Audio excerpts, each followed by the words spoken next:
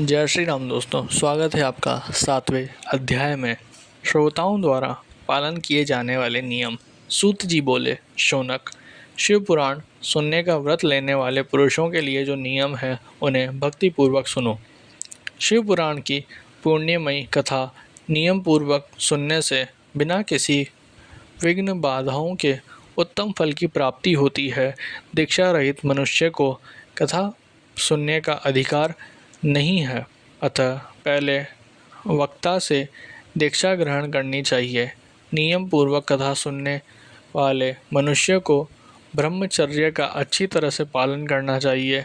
उसे भूमि पर सोना चाहिए, पत्तल में खाना चाहिए तथा कथा समाप्त होने पर ही अन्न ग्रहण करना चाहिए।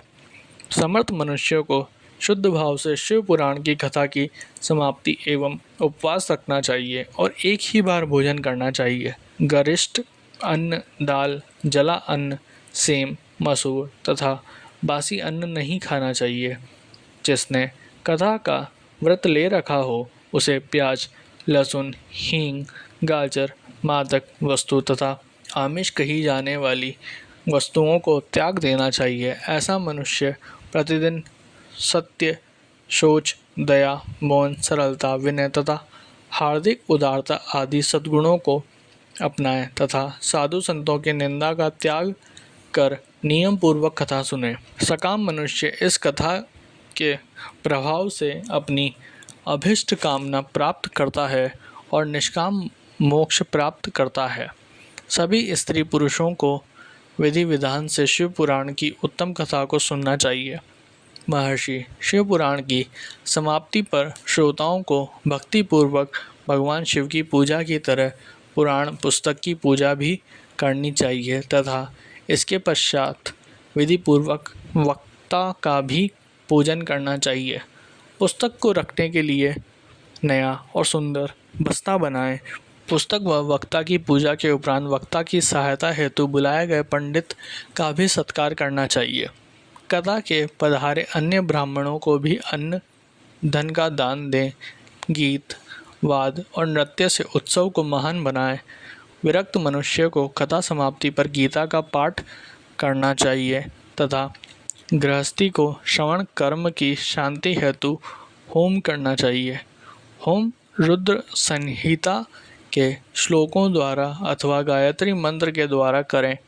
यदि हवन करने में असमर्थ हो तो भक्तिपूर्वक शिव सहस्त्र नाम का पाठ करें।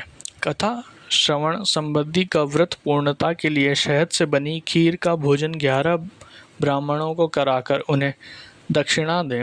समुद्र मनुष्य 3 तोले सोने का एक सुंदर सिंहासन बनाएं और उसके ऊपर लिखी अथवा लिखाई हुई शिव पुराण की लिखी पोथी विधि पूर्वक स्थापित करें तथा पूजा करके दक्षिणा चढ़ाएं।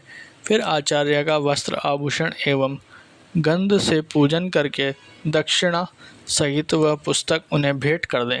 शौनक, इस पुराण के दान के प्रभाव से भगवान शिव का अनुग्रह पाकर मनुष्य भवबंधन से मुक्त हो जाता है। शिव पुराण को विधि पूर्वक संपन्न करने पर वह संपूर्ण फल देता है तथा भोग और मोक्ष प्रदान करता है। मुने, शिव पुराण का सारा महात्म्य जो संपूर्ण फल देने वाला है मैंने तुम्हें सुना दिया है। अब आप और कहीं सुनना चाहते हो?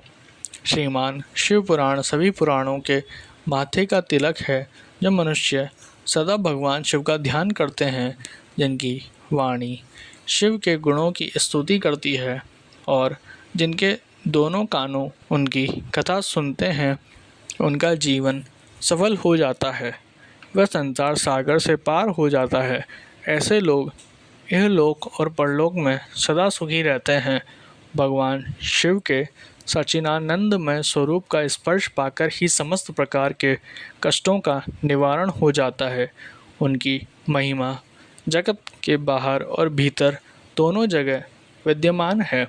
उन अनंत आनंद रूप परम शिव की मैं शरण लेता हूँ।